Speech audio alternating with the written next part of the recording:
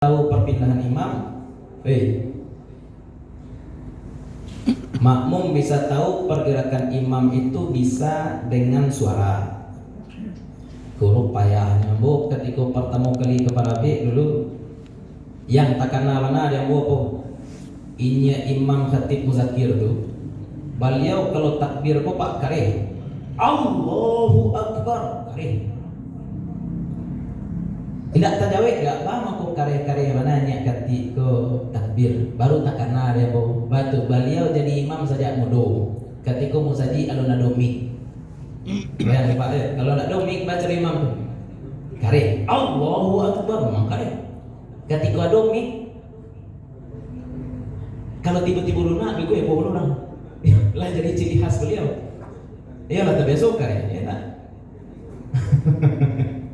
kami ke tempat kare ya latar biasa kare nah, kemudian datang mik ya kebiasaan kare itu tetap beliau lanjutkan aneh loh jadinya besok kare nak kare dulu Masjidil Haram itu sebelum masuk listrik ke Masjidil Haram orang ibu dia tuh itu masyhur ya masyhur ya beberapa imam di Masjidil Haram tidak setuju listrik masuk ke Masjidil Haram sehingga sunnah mubalik itu masih ada apa cara bagaimana makmum tahu kan bisa dengan suara imam atau dengan suara mubalik. Suara mubalik itu orang yang menyampaikan suara imam.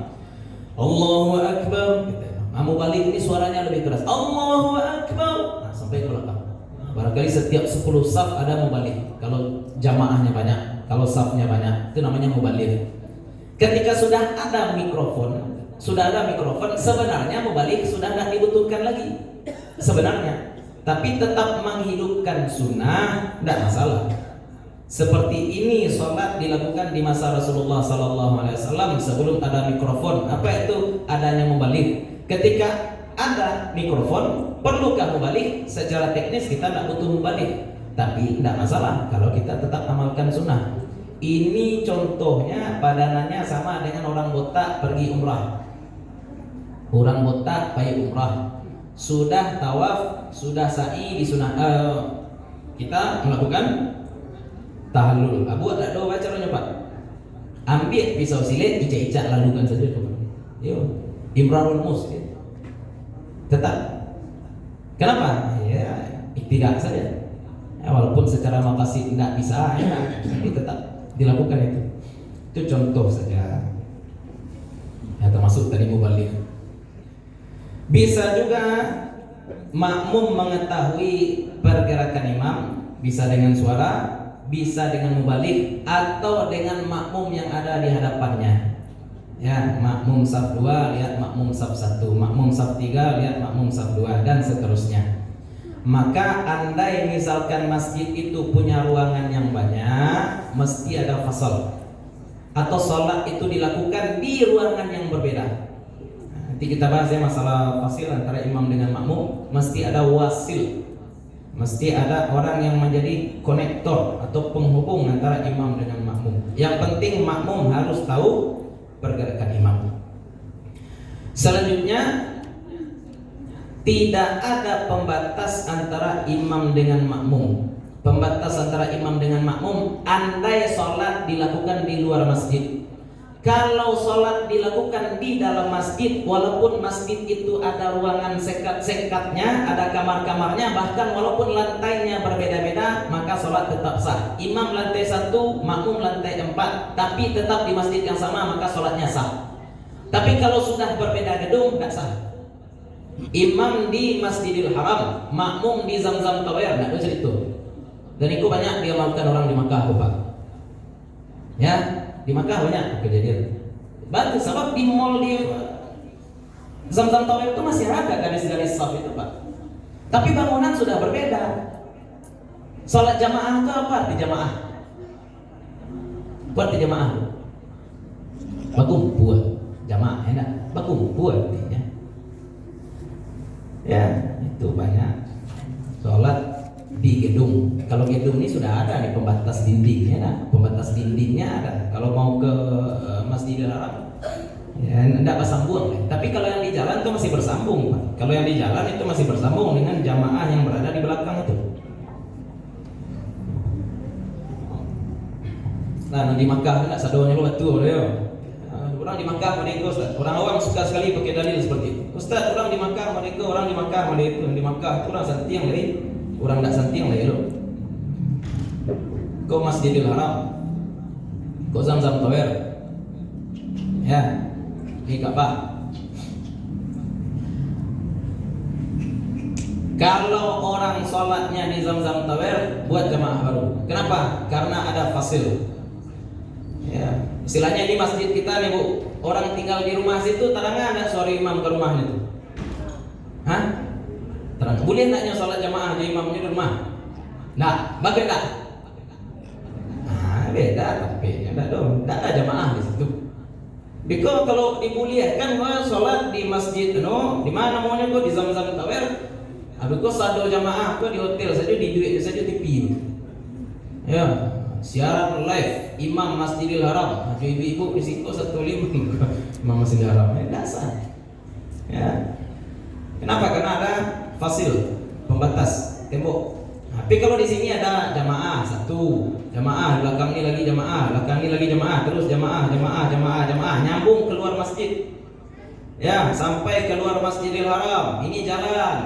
Ya, ini jalan. Sampai di sini jamaahnya langsung asal nampak juga oleh makmum ini punggung makmum yang makmumnya bersambung terus sampai ke imam sah juga salat. Tapi kalau sudah beda gedung punggung saya nampak adanya. Ya, punggung di TV dah. Ya, beda gedung.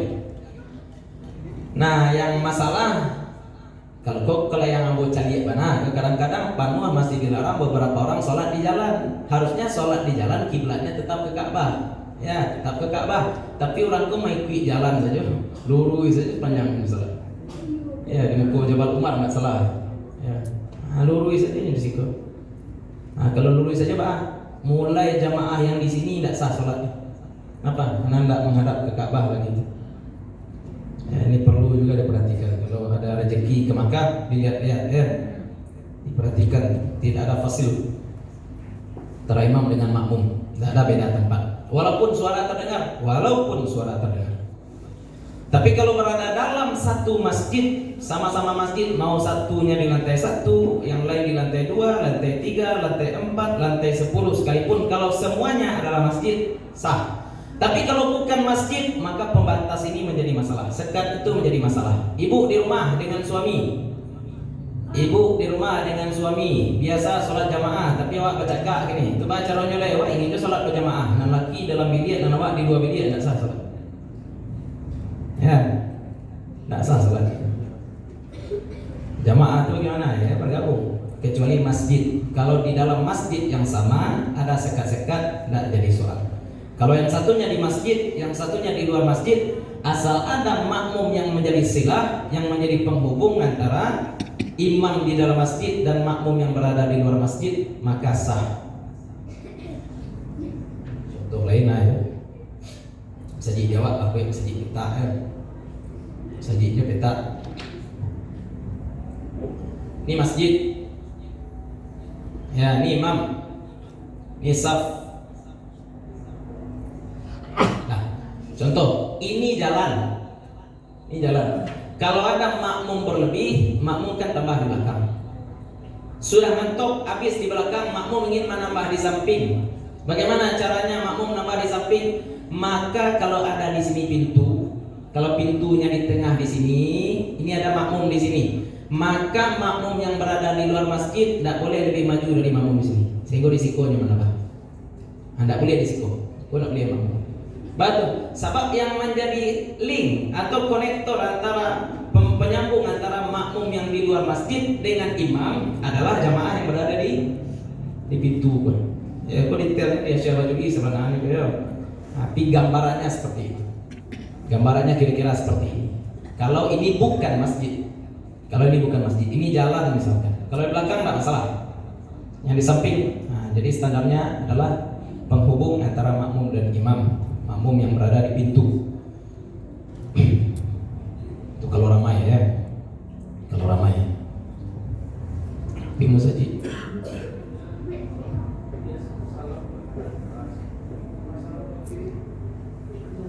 Iya sah. Ya. Supaya tidak mendahului imam. Iya ya. Berarti mesti dikasih tahu imamnya tadi. Iya. Makmum takut mendahului imam. Oh iya, mendahului imam itu tidak membatalkan sholat, tapi mendahului imam itu dosa ya, haram. Mendahului imam. Imam salam ke kanan, Assalamualaikum warahmatullah. Panjang dulu doa. Allah ini asal kereta kepala jannah. Empat tambah doa lain-lain misalkan. Enak. Makmum kalau menunggu waktu lama salam ke tidak. Enak. Misalkan seperti itu. Makmum misalkan kasasa, maka niat saja keluar dari jamaah. Ya, niat saja keluar dari jamaah. Ya. Banyak sebenarnya bijak-bijak imam itu banyak. Kalau perpindahannya lama, panjangkan Allahu Akbarnya. Kalau perpindahannya pendek, pendek pula Allahu Akbarnya. Kemudian Allahu Akbar itu seiring dengan gerakan Allahu Akbar. Ya. Bangkit dari sujud, imam itu baca takbir memang ketika bangkit Allahu Akbar. Seperti itu. Ya. Jangan dijadikan mic sebagai patokan. Maksudnya dijadikan mic sebagai patokan itu apa? Tagak imam lalu ini baru baca Allahu Akbar. Sah sholat? Ya sah juga. Ya, sholatnya tetap sah juga. Akan tetapi ya itu balik kepada etik saja. Etika menjadi imam saja. Sama dengan itu. Assalamualaikum. Kita mau diikuti orang, maka berikan instruksi yang jelas. Instruksi takbir, instruksi tasmiyah, kemudian instruksi salam juga. Itu mesti juga didengarkan oleh makmum. Kemudian apa lagi? Ini yang terakhir ya. Makmum mesti berniat menjadi makmum, sedangkan imam tidak wajib berniat menjadi imam. Makmum wajib berniat menjadi makmum. Ya, istilahnya kalau mau kita lafazkan niat itu, sengaja aku sholat fardu maghrib menjadi makmum karena Allah. Ya, makmuman lillahi ta'ala kalau dalam bahasa Arab. Sholli fardhu maghribi makmuman, seperti itu. Menjadi makmum karena Allah Ta'ala. Kenapa? Karena niat ini menjadi identitas bahwasanya sholat kita ini bukan sholat munfarid, tapi sholat kita sholat berjamaah. Kalau imam tidak wajib, tidak. Imam itu sholatnya mandiri, sedangkan makmum sholatnya menggantung kepada sholat imam. Kalau ada niat jamaah seperti tadi, maka istilahnya kurang-kurang sholat makmum itu ditambal oleh imam.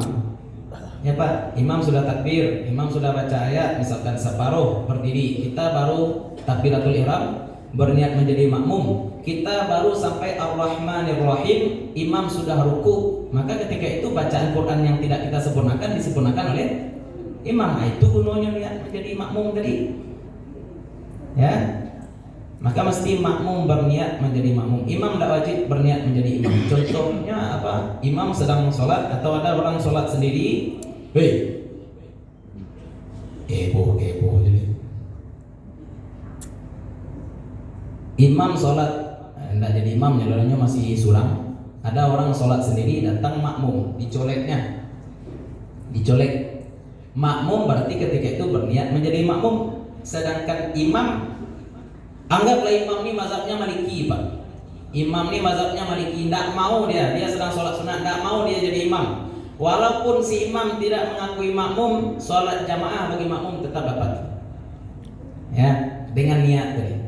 Walaupun imam tidak dapat, pahala jamaah jadinya ketika itu. Ya, pahala jamaah didapatkan dengan niat. Kalau di dalam Fathul Qadir jelas-jelas saja, makmum wajib berniat menjadi makmum, sedangkan imam tidak wajib berniat menjadi imam. Makmum wajib berniat menjadi makmum.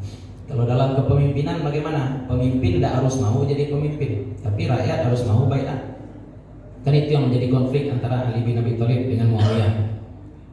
Ya, Muawiyah tidak mau baiat, sedangkan Ali bin Abi Thalib tidak bisa menyelesaikan konflik kalau tidak mendapatkan loyalitas dulu dari seluruh sahabat pembesar, termasuk Muawiyah bin Abi Sufyan ketika itu. Ya, itulah masalah fitnah. Ya. Itulah barangkali kajian kita tentang pelaksanaan sholat jamaah. Insyaallah pertemuan selanjutnya kita akan membahas tentang sholat musafir. Sholat musafir. Bagaimana cara jamak, bagaimana cara qasar. Mudah-mudahan kajian kita pada malam hari ini bermanfaat bagi ibu, bapak-bapak, terutama untuk kami pribadi yang menyampaikan. Mudah-mudahan selama duduk di sini Allah bakar dosa-dosa kita. Allah tambahkan tabungan amal kita, Allah sayangi orang tua dan guru-guru kita. Allah kumpulkan kita nanti bersama-sama dengan orang-orang soleh, para syuhada, para nabi. Mudah-mudahan kita mendapatkan syafaat dari Nabi Muhammad SAW. Mohon maaf kalau ada yang salah, ada yang kurang, ada sesuatu yang tidak kami letakkan pada tempatnya. Assalamualaikum warahmatullahi wabarakatuh. Waalaikumsalam.